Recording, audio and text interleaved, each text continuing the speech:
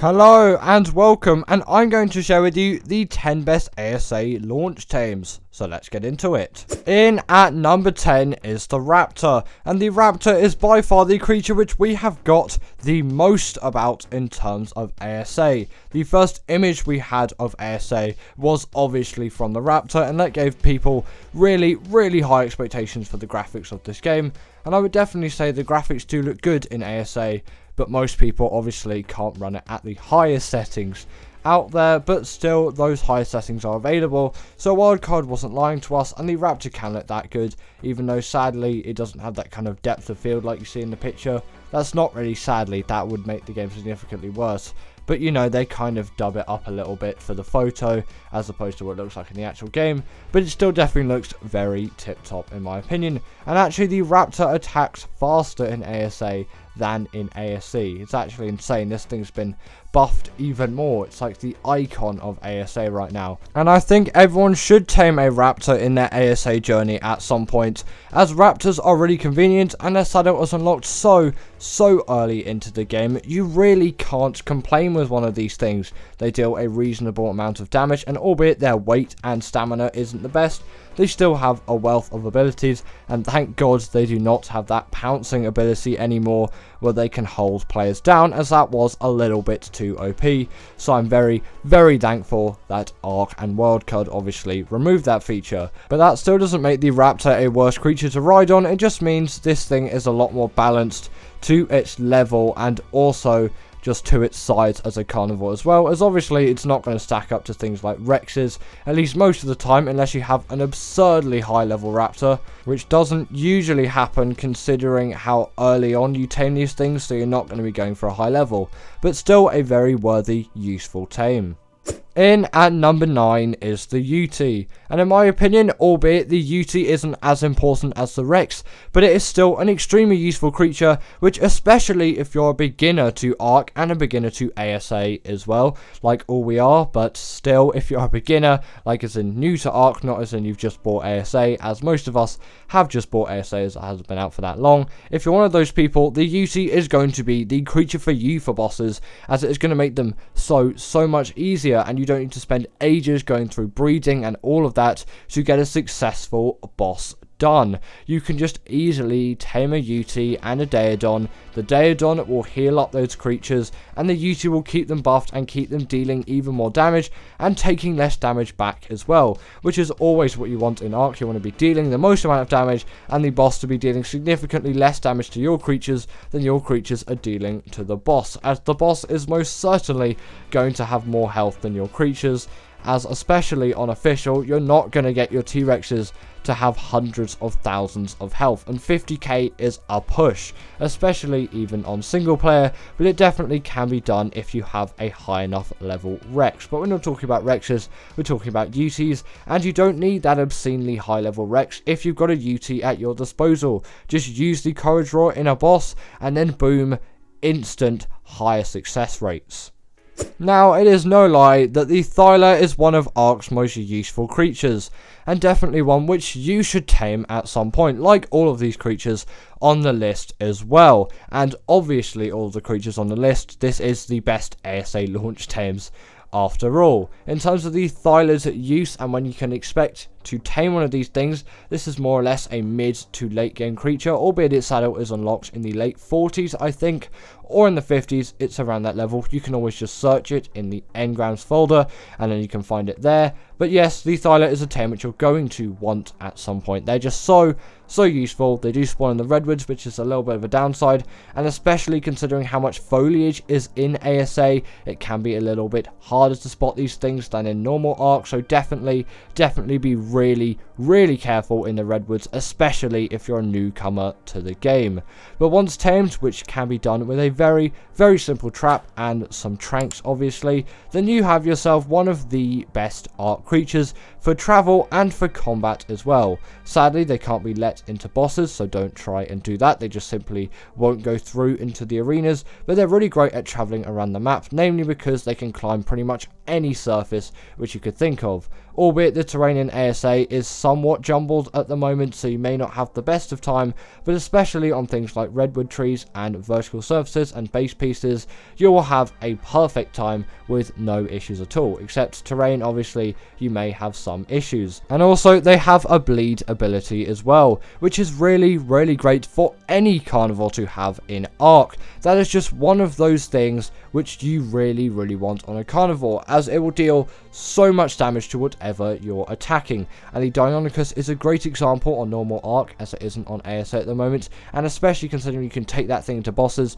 that is one of the best creatures out there with the bleed ability. But the Theiler is definitely a great one as well, and definitely one worth taming, and albeit it is pretty simple as well. If you're a newcomer to the game, you may struggle a little bit, but it shouldn't be too hard to figure out. Next up is the Stego, and the Stego is just one of those Ark creatures which you need at some point. It's just that herbivore which every Ark player needs, and I can't stress enough, go for a Stego. Yes, you may want to go for a Trike first, but I usually go Parasaur and then straight to a Stego, or if I can, just straight to a Stego immediately, as these things are just so useful in terms of their tame, and also their saddle isn't unlocked at too high of a level either, and they are ridiculously simple to tame, especially over something like a Trike, as they are significantly slower, and albeit they do deal more damage, but you can easily outrun one of these things. And if you are still a bit iffy about it, and if you're a newcomer, I would still recommend a trap, but that can be very, very simply made, and it is even cheaper in ASA thanks to the new height of structures. And also, if you want to fend off Microraptors, the Stego's your best bet apparently, as yeah, Microraptors literally can't face you. They were like 6 on me, and they did absolutely nothing. But also, since it's TLC 3 update, which isn't relevant for ASA but is for normal Ark, it has 3 plate modes: the sharpened plate, the heavy plate, and the hardened plate. The sharpened plate being used to gather all those berries and deal the most damage and deal that bleed ability, which the Stego also has, very, very uncommon for a herbivore. Then it also has the hardened plate, which is great on PvP for turret soaking, and the heavy plate, which is actually really, really nice at gathering wood, which is a resource you'll need a lot of in your Ark progress. The Stego is definitely one of the best Ark tames out there, especially for beginners. Now, the Theiler is another one of those creatures which is just one of the essentials. The Theiler is one of those creatures which is by far the best for getting that fiber gathered. And also, its saddle unlocks at level 69. Nice. And obviously, that means the Theiler is the best creature out there. That saddle level is just too good to be true. And obviously, it is great at gathering berries as well. It can't just gather fiber, but it is definitely great at gathering fiber. I don't know why I can't say gathering today, and I don't know why I've said gathering that many times in a sentence. But in terms of their other uses as well, they deal an insane amount of damage too, especially for a herbivore, and for some reason don't deal bleed damage even though the Stego does. Doesn't really make sense considering how big the claws of a Theiler is, but they still do a lot more damage than the Stego, and they're a lot more mobile than the Stego. The Stego's stamina, yeah, we'll say it is not the best, just to be kind to it, you know. But obviously the Theiler is a great creature for combat, and it is actually the best option for the dragon boss fight on the island, as the dragon is particularly unfair to carnivorous creatures, and the Theiler obviously isn't a carnivore but still deals an insane amount of damage to other creatures, so it really is your best bet. And it is also really nice at gathering wood and thatch as well, which is definitely something you want out of a herbivore. This can just gather absolutely everything. The only thing the Stego can do that the Theiler can't is turret soak, but especially for PvE Ark players, that simply isn't necessary. In at number 5 is the Rex, and what a creature this is, and also what a creature especially for Ark beginners which you will look up to. And the Rex is definitely a tame which you want to go for. It isn't just that creature that's just there for the popularity. The Rex is actually a really good tame, albeit overused, which is why it isn't higher on the list, but still a really great tame. And the fact that there are baby forms of this thing, it is so easy to tame on ASA. You really can't not tame this thing. And obviously the Rex is going to be the best shout for bosses on the island, apart from the dragon, as obviously it is a very very unfair to those carnivores, like I said when I was talking about the Theri. And the Megastherium will be better for the Broodmother, but not significantly better, and you still can use the Rex if you want to. It is not going to be the end of the world.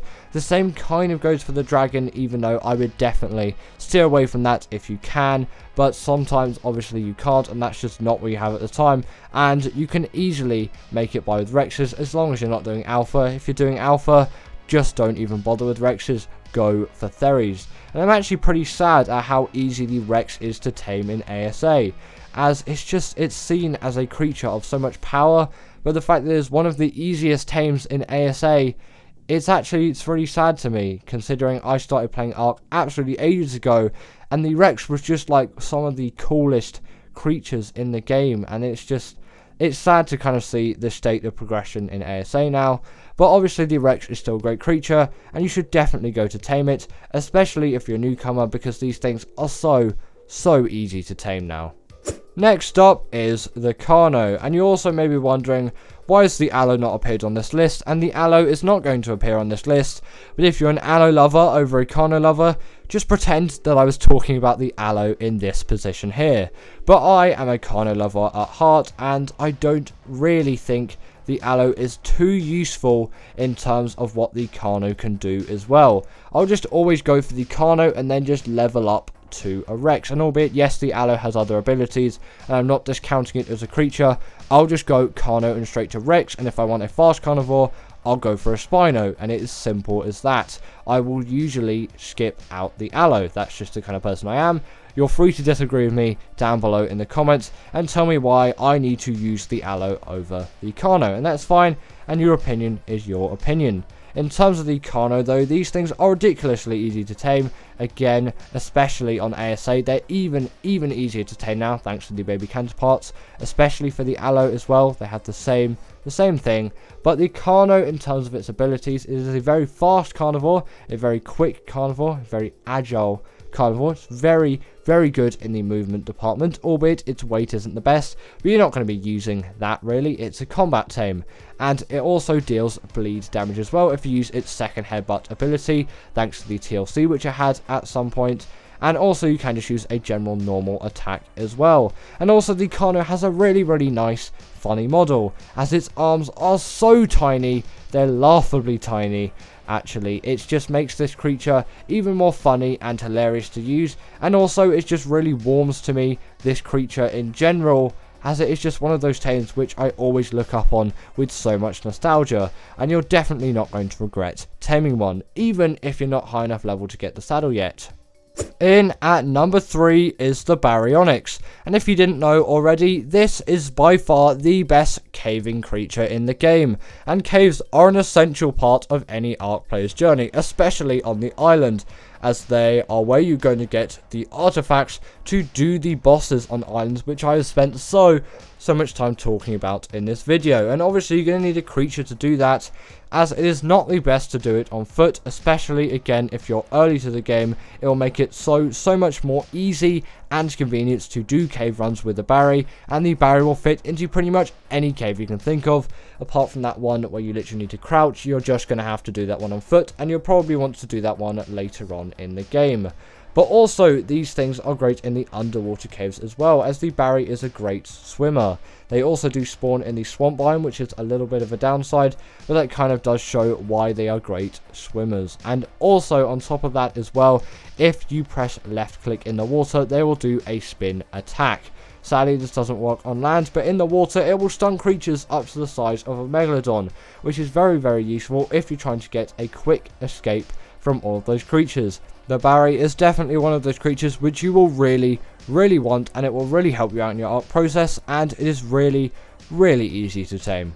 In at number 2 is the Giga, and the Giga is just one of those creatures which, albeit may not be the most useful thing, you just have to tame one of these at some point, and it is just so cool. And also you get an achievement with it too, and that definitely doesn't mean the Giga isn't useful on the island, and it is one of the greatest achievements any Arc player can achieve, especially for you PvE players out there. The Giga is just one of those creatures which every Arc player looks up to, and albeit the Carcharodontosaurus is around as well, but I think you should go for a Giga first, as its tail method is significantly more simple, and you'll have a lot of fun going around on your Tiny Tim, because yes, I always name my Gigas Tiny Tim thanks to Squid's Arc series way back in the day. And in terms of the Giga's abilities, this is just a Rex on a significant amount of steroids. It's bigger, it has a beefier roar, it deals a significant amount more melee damage, and it has a lot more health.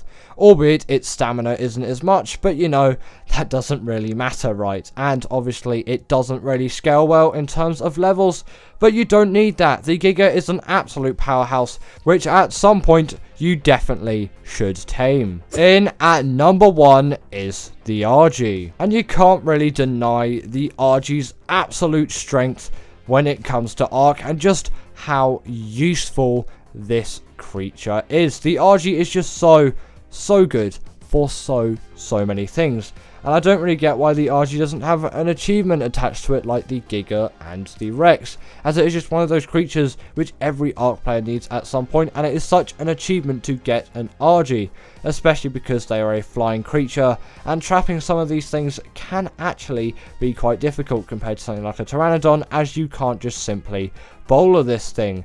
And obviously if you don't use a trap, it can be an absolute pain when it starts torpor running, and then you just completely lose track of it. But once you have tamed one, you've got yourself an absolutely insane creature capable of so many things, especially when it comes to gathering metal, as this has the weight and the stamina to get you up to those mountains so you can harvest the metal, and then you can take as much as you want really back to base, as this thing is really not going to run out of weight like a Pteranodon does. And if it does, then you've really spent a while gathering some metal, and you know, you probably don't need all of that, and you know, maybe you can just come back for trip 2, or you can just get a better Argy at some point and level up weight. And that is the joy of Arc. Your creatures will just get gradually better as you go on. But the Argy is definitely one of those tames which you will need, and its saddle is also unlocked at a very nice level, albeit I don't think it's 69, but it's very close. But anyway, that is the end of today's video, and I want to know down in the comments below, what is your favourite ASA creatures that you're enjoying at the moment? And I will see you all later.